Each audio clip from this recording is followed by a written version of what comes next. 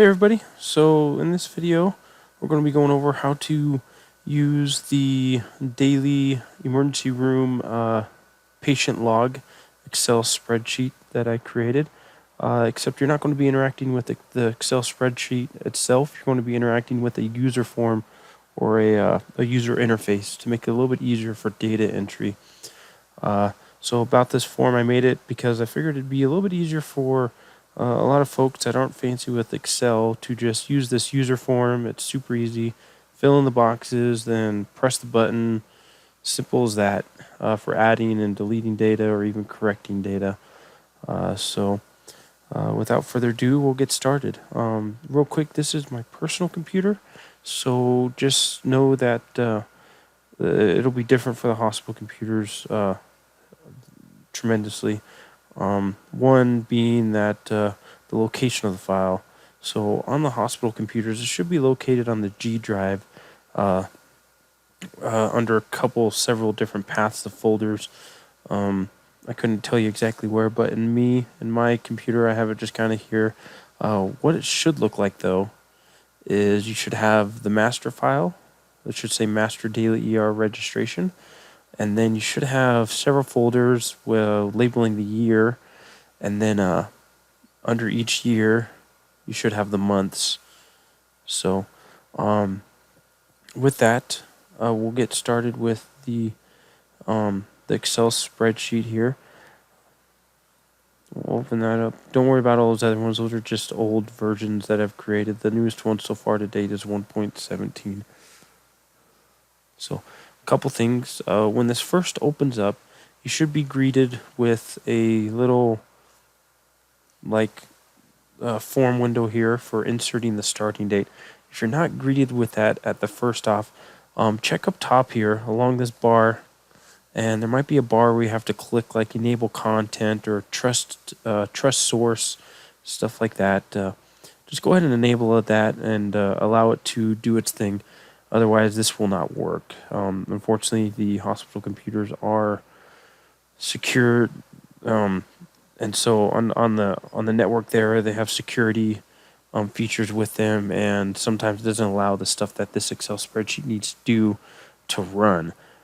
So to say, the code that I've added into this Excel spreadsheet to be able to use user forms like this. So if this isn't showing up, just go ahead and enable all the content and stuff like that up the top, and then this should pop up. Don't be alarmed though if this page in the background, this sheet splits into 2 pages.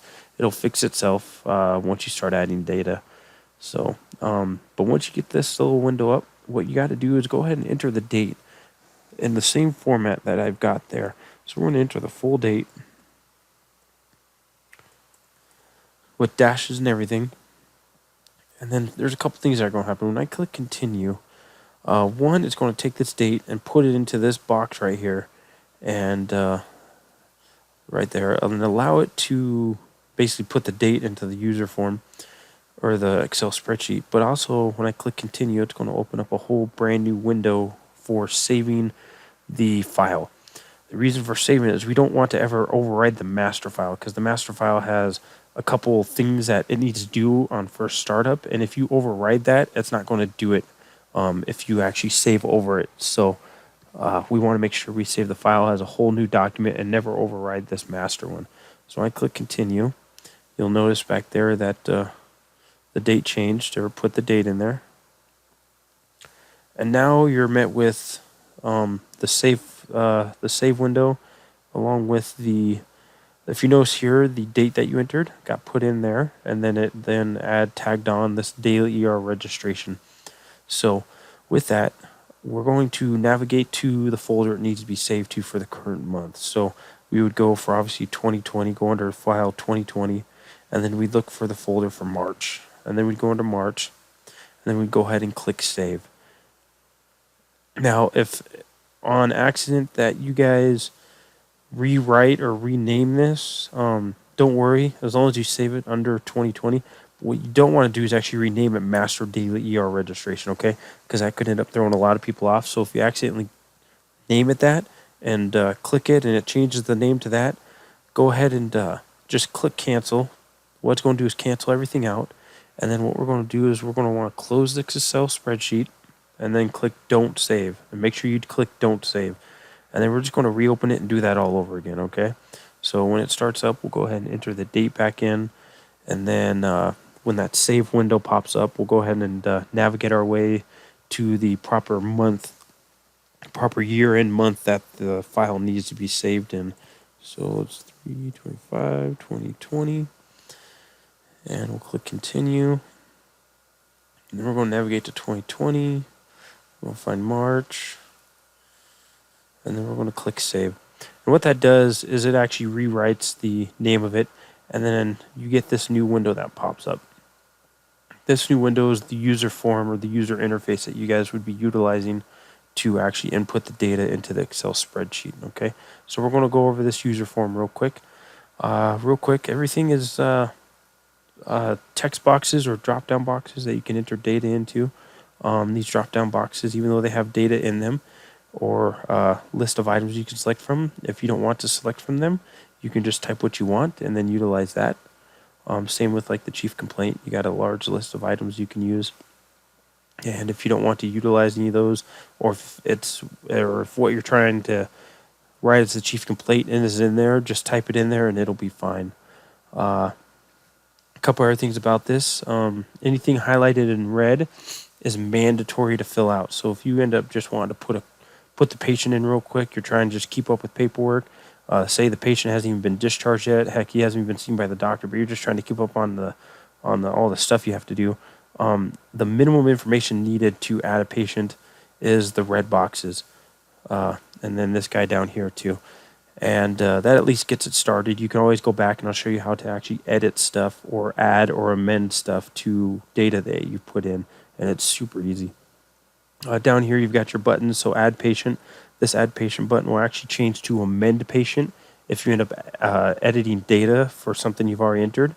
You've got a button here for clear form. So what it does, if you click down here, and we'll show you in a minute, on a patient information, and you actually didn't mean to, you click clear form and it just empties out all the boxes and resets the form. And delete patient in that case if you need to delete the patient. And then you got two buttons up here. One is for current admin date, one is for current discharge date. If you click on them, it actually just pulls the data from the computer that you're using, and it pulls the current date and inputs it straight into that box there for you. And if it isn't, if the date that you need to put in there isn't the date that the computer is showing, don't use that button. Just type it in yourself, but make sure you put it in that format of month, day, and then year. Admin time. All you need to do is put in the 4 digits military time 24-hour format of the time. So you don't need to put the colon, because if you exit out of the box, it automatically updates it and formats it into a time format for you. So you don't have to worry about that. So same with discharge date. If it's the same date, you just click current discharge date. And then same here, we'll put in a time. And if you exit out of the box again, it just adds that colon in there and formats it for the time for you. Homelessness, so is this person homeless, yes or no? Medical record number. So this one you have to put in the full 9 digits of that patient's medical record number per that visit, because if that patient were to come back later on in the day and you have to actually re-register him and you have to input him twice into this, the way to make it unique is you have to put in their 5-digit patient number, and then you have to put in their visit number, which are those last 4 digits followed after the dash. This field also is set up to automatically format it to where you don't have to put the dash in. You can just focus on putting the numbers in and then move on to the next box. And then automatically, if you notice that, it put the dash in there for you. Method of arrival, again, there's 4 choices here, or if you have another method, go ahead and type it in, but ambulance, walk-in, law enforcement, public services, that could be like mental health or something like that, where you can type method of arrival, IFT, so they were transferred from Surprise Valley, IFT to us, or something like that. So we'll go ahead and select ambulance. Provider, we'll go ahead and, again, there's a whole list there. If the doctor, for some reason, isn't listed, go ahead and just type it in, and it'll be fine. You can exit out of the box when it's done. We'll select Mr. Farson there. Chief complaint. Again, another drop-down box. Just select what you want to use. If anything, if it's not up there, just type it in and it'll put it in. Last name. I'm just going to type a bunch of random stuff into that. Contact numbers, again, of one of those other fields that you just have to put the numbers in, and then don't have to worry about formatting it or putting dashes in or anything like that. It'll automatically do it for you. So 10 digits, click out of it, and then you see it automatically formats it for you, puts it in a telephone format for you. Next one is gender. So again, drop down box, male, female, other. So we'll go female. Click the age of 34. Gives you a large text box here for entering services rendered. So exam, and then we'll do labs. And we'll do X-ray, just to show you, and so on and so forth. And you could just keep adding that in. Next box is primary care provider or primary medical provider. So if they've shared with you their medical provider information, you put that in, and whether or not when they were discharged, if they were told to follow up with their primary medical provider, yes or no. Disposition, you have to select from this list of disposition. So we're going to go ahead and select treated or discharged, and then we come down to this last box that you need to use or set information to. Was this patient admitted to the acute or to the ER with isolation precautions and restrictions, or were they discharged home and recommended when they were discharged to take isolation precautions and restrictions? What's going to happen if you select yes? If you notice here that if you notice this top row is gray there, and then this next row is white, it's meant for easier reading. So when we start adding data, it offsets it. One row will be gray, the next one will be white, next one will be gray, white, so on and so forth, to make it easier for reading and following the data and tracking it across the page there. But when you select yes, it automatically changes the format of the row to highlight the entire row red, and it changes the text white. So that way you know that patient had isolation precautions or restrictions, whether they got admitted or whether they got sent home with those restrictions or precautions. So now when I click add patient, not only is it going to add all this data, plug all this data from each one of these text boxes into this Excel spreadsheet, but then it'll also list it right here onto this list box. And we'll show you how to utilize this list box here in a second. But we're going to go ahead and click add patient. But again, I selected yes, just so you could see how it changes the format. And notice how everything got highlighted red, and then it followed with white text. And then all that data is put into here. If you notice, when I click on it, it ends up filling up all the text boxes again with all the information you've entered. Okay. Unfortunately, I have it set up to where it deletes the isolation restrictions, because I currently don't have it set up to change that option to where if you select no and then end up amending the data, it changes it back to just the regular format. Currently, you have to actually just delete the patient and then re-add the patient if you accidentally selected that. If you actually meant to select no instead of yes. So hopefully that'll come in another update that I make for this form, to be able to, when you click no and amend it, it'll actually reformat it to take away all those and just make it regular gray, white, lined type things. So, but again, here, if I clear form, you notice it clears all the data. It clears me selecting that option, and we can start out with a fresh slate. So I'm going to go ahead and enter a couple more little things here for some stuff. I'm not going to enter a whole bunch of stuff, though.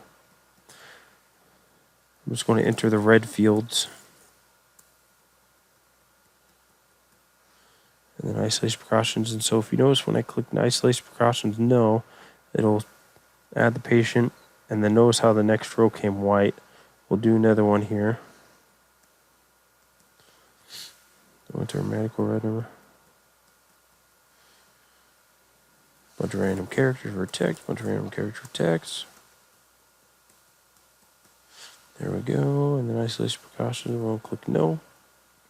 We'll click add patient again. There we go. So if you notice that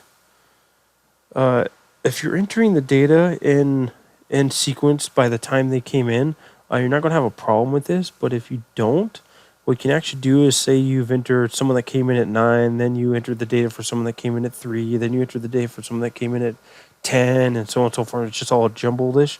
What you can do is actually go over to here, and this nice little, we'll clear this form here real quick. But this is a sort. So we're going to click that and go AT, and then we're going to sort by admission time. Then we're going to click ascending. And since it's already ascending, show earliest to latest. But if you click descending, it's going to reverse that. So it's going to be latest to earliest time. So if you're entering data and it's mixed up, you can just go ahead and sort that data back out by doing that. Making sure from the text or the box here, you select sort by admit date. You can also sort it by name if you need to, or by medical record number, sex, so on and so forth. But yeah, that's the sort feature. And then with that, I'll show you what happens when we delete a patient.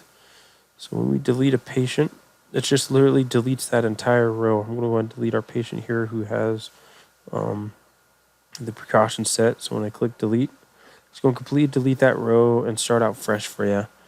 And it'll allow you to, again, if that patient was meant to actually be non-isolation precautions restrictions, you're going to have to delete them and then re-add them again if you accidentally selected yes. So that pretty much covers the actual user form itself. I'm going to go over a couple things that might happen and that you should, what you can do to just ignore them. Unfortunately, when you click on this box when it is empty, it's going to pop a Microsoft Visual Basic error window, and it's basically saying, hey, there's code in here that it wants us to reference something, but there's nothing to reference. Why is there nothing to reference? Don't worry about it. Just what you need to do is click end. If you click the end button, it's going to end up shutting down this window, and then you can re-access the form by clicking the button over here. So we're going to click end, and then notice how it closes this window. If you guys are back at this window though, or back at the sheet, try not to change any data within the sheet itself. Even widening or making the columns narrower. This form, when you click to enter and add a patient, it is actually set up to, the code is set up to automatically resize these columns to fit the stuff that's in it. So you guys shouldn't even be messing with the widths or anything like that, because if you do, it could really mess that up too. Let alone change any information in here without using the user form. Again, that can really mess up the form itself, and you might end up having to start all over again with entering patient data. So stick with clicking that button there and then just using the user form to enter data, add patients, delete patients, amend data for patients, so on and so forth. Another thing is if you get this this little window that pops up, it sometimes generally pops up if the master file has been moved.